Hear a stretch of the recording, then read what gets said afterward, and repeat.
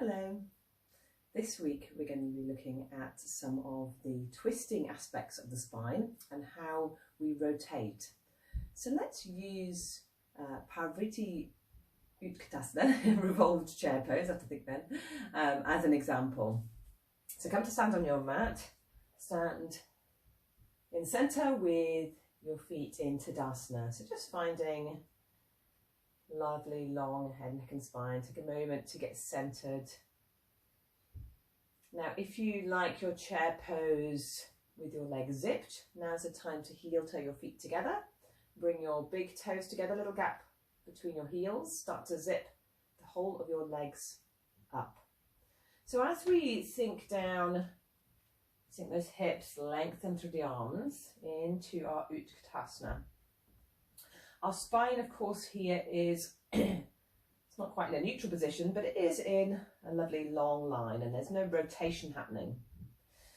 So the first thing we're going to do is just bring the hands down the centre as you come to Anjali Mudra, into prayer pose, relaxing those shoulders. So again, we've not moved that spine.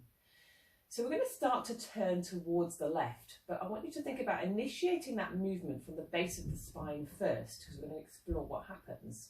So keep the pelvis neutral and bring the knees together. Just gently pressing the knees and see if you can find a rotation through just your lumbar spine. Now you might notice here, if you're very careful, there's not very much movement. So I'm just rotating just through those lower 5 vertebrae.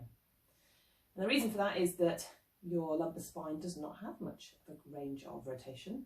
Its primary role is to stabilise and weight bear. So once we've come to the end of that rotation, we're going to keep going now, which is taking it to the thoracic area. Much more movement, so we can start to really feel a rotation. And those vertebrae are the primary movers in our rotation. So I always talk about around your belly button. Think of that rotation happening here. Now we can end this rotation here. We could take the head, so into the cervical spine.